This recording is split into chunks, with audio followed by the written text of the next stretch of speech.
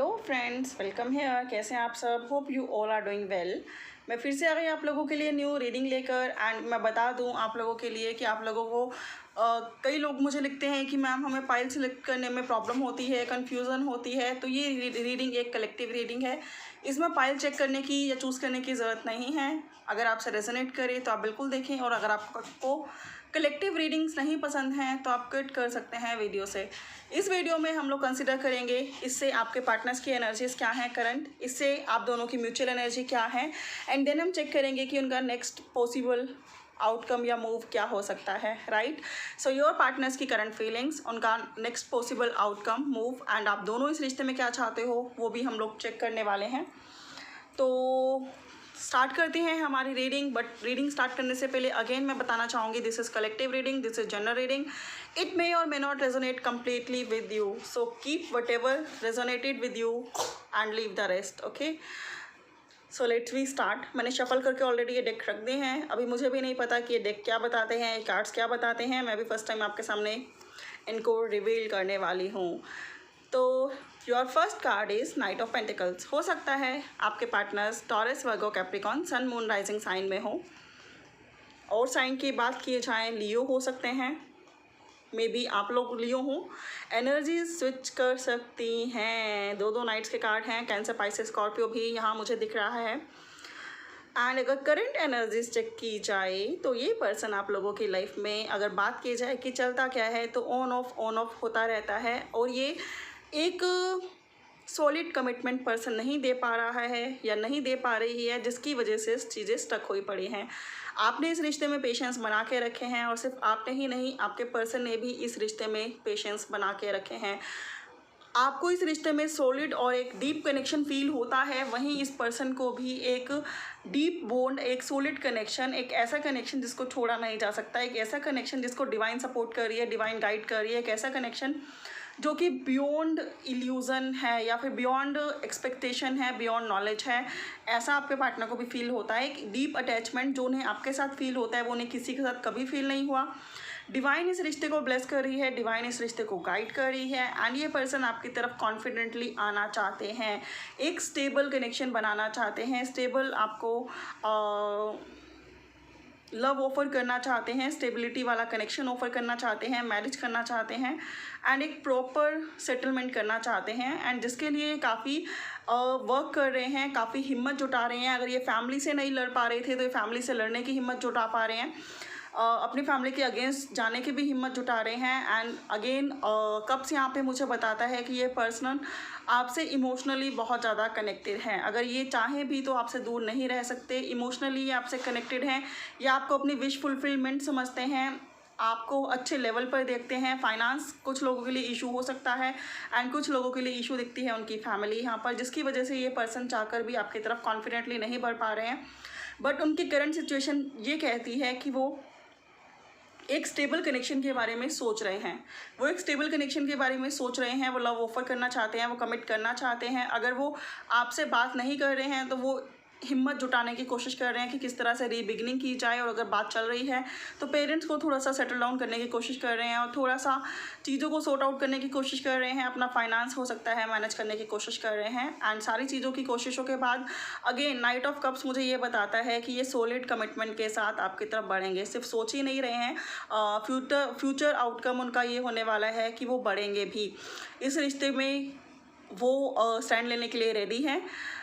Just थोड़ी सी problems हैं जिसको सॉर्ट आउट करने के बाद वो आपकी तरफ आगे बढ़ेंगे। करंट फीलिंग्स इनकी काफ़ी अच्छी हैं, स्टेबल कनेक्शन देना चाहते हैं, आपके साथ मैरिज करना चाहते हैं, आपके साथ डेट करना चाहते हैं, आपको लव ऑफर करना चाहते हैं, एंड एक सॉलिड वाला मुझे रिलेशनशिप दिख रहा है जो वो बनाना चाहते हैं। In and out connection even आप लोगों का रहता है, बट ये इन एंड आउट रखना नहीं चाहते, ये सॉलिड कनेक्शन चाहते हैं। एंड ये कोई फ्लर्टियस BF GF या फिर लिविंग या फिर कुछ टाइम पास रिलेशनशिप भी नहीं चाहते, ये एक परमानेंट एंड सॉलिड कमिटमेंट चाहते हैं। अगर और कार्ड चेक किए जाएँ तो अभी तक इस पर्सन ने अपनी फीलिंग्स रिवील नहीं करी हैं। क्या प्रॉब्लम्स हैं मे बी वो भी नहीं बताई हैं। मे बी कैरियर इनका मेन इशू है, एंड ये आपको कह देते हूँ कि I am busy, I am occupy. And मैं बता दूँ कि अगर बिजी ऑक्यूपाई जो भी हैं तो इनका कैरियर भी उनको उतने रिजल्ट नहीं दे पा रहे हैं, एक सेटिस्फेक्शन नहीं दे पा रहा है। जितना मर्जी ये वर्क कर लें, इनको एक अनसेटिस्फेक्शन वाली फीलिंग्स ही आ रही है। तो ये आपको भी इस रिश्ते में लाना चाहते हैं। हिम्मत जुटाने की कोशिश कर रहे हैं अगर बात नहीं हो रही है, और अगर बात हो रही है तो चीज़ों को सेटल डाउन करने की कोशिश कर रहे हैं।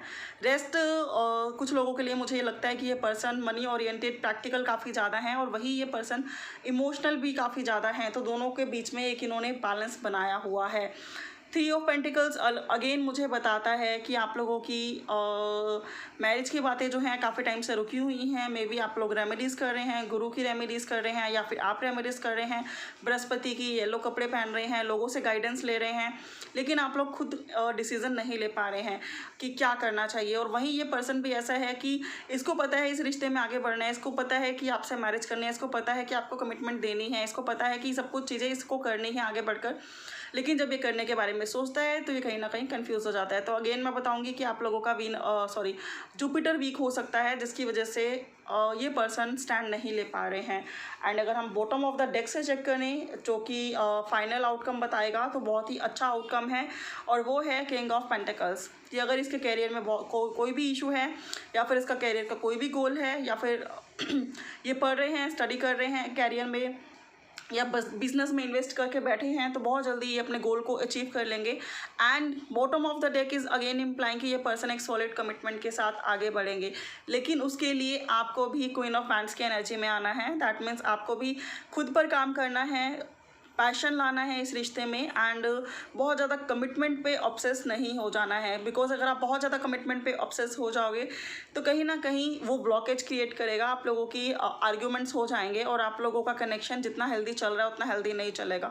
बिकॉज ये चीज़ें तभी प्लेस करेंगी जब ये पर्सन खुद में स्टेबल फील करेंगे। उससे पहले आप इससे लड़ लो, इससे झगड़ लो, इससे आर्ग्यूमेंट्स कर लो, इसको डरा लो, धमका लो कि मेरे पेरेंट्स कहीं और मैरिज कर रहे हैं, कुछ भी कर लो, ये पर्सन हाँ तो नहीं बोलेगा। एंड फाइनल में ये person equal give and take भी देगा, इक्वल गिव एंड टेक भी देगा ये पर्सन।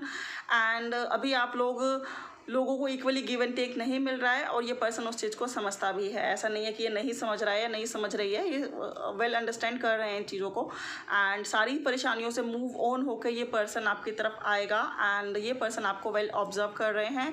एंड द सन का कार्ड अगेन मुझे ये बताता है कि एक हैप्पी बिगनिंग इस लाइफ में होने वाली है। तो बहुत ही पॉजिटिव रीडिंग्स है आप लोगों की।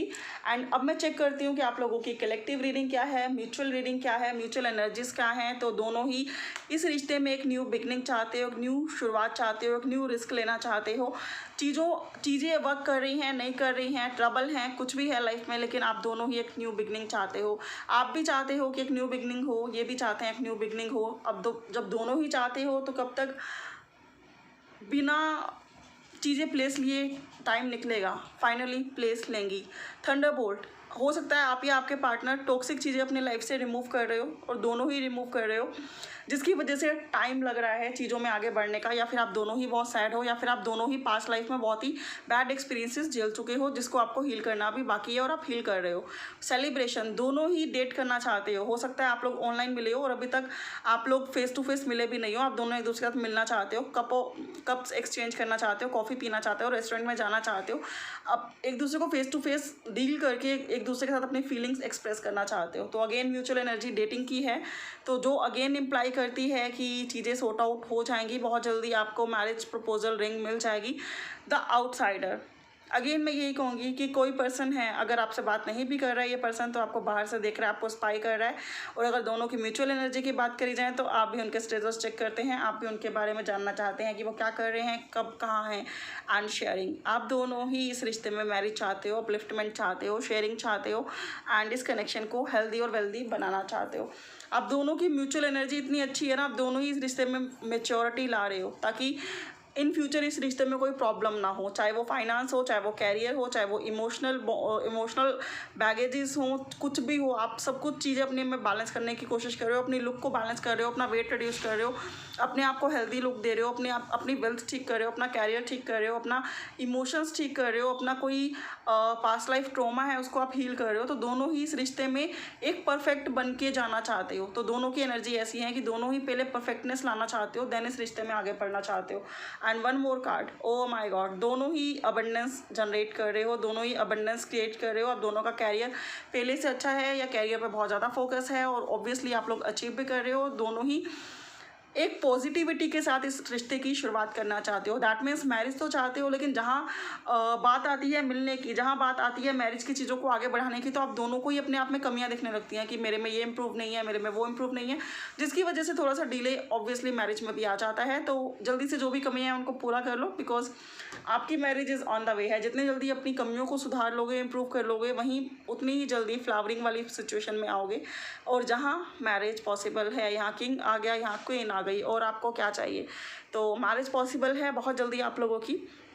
उसके लिए आप लोगों को अबेंडेंट, कैरियर में वेल सेटलमेंट, अपने आप से जो भी आपको कंप्लेंट्स हैं कि मैं मोटा ज़्यादा हूँ, या मैं मोटी ज़्यादा हूँ, या मैं खाती ज़्यादा हूँ, या फिर मैं पतली ज़्यादा हूँ, या फिर मेरे फेस पर पिंपल हैं, या फिर मेरे बाल लंबे नहीं हैं, या फिर मेरी लुक अच्छी नहीं है, या फिर मैं डिप्रेस रहती हूँ तो मेरे फेस पे वो ग्लो नहीं आता। जो भी आपको प्रॉब्लम है आप उन चीज़ों को सॉर्ट आउट करो, चाहे वो हेल्थ से रिलेटेड हो, चाहे वो वेल्थ से रिलेटेड हो, चाहे वो कैरियर से रिलेटेड हो, चाहे वो इमोशन से रिलेटेड हो, चाहे वो फिजिकल लुक से रिलेटेड हो, चाहे वो इंटरनल और आउट एक्सटर्नल किसी भी तरीके से जो भी आपको लगता है कि आपके अंदर कमियां हैं उसको आप इम्प्रूव करोगे। अगर आप ओवर एग्रेसिव हो जाते हो तो उसको इम्प्रूव करो, अगर आप इम्पेशेंट हो जाते हो तो उसको भी हील करो। ये सारी चीज़ों को आपको हील करने की ज़रूरत है, बिकॉज आप दोनों ही एक वेल बैलेंस रिलेशनशिप चाहते हो, जिसकी वजह से जब भी एक जने को लगता है कि वो भी रेडी नहीं है, वहीं दूसरा जना भी बैक हो जाता है। तो आप दोनों को रेडी रहना है इन चीज़ों के लिए, ठीक है। तो ये थी आप लोगों की reading. I am damn sure आप लोगों से रेजोनेट की होगी, आपको पसंद आई होगी। If it really does, please like, share, comment on this video. Bye for now, take care. For more clarity you can book your personal paid readings. Good day, take care.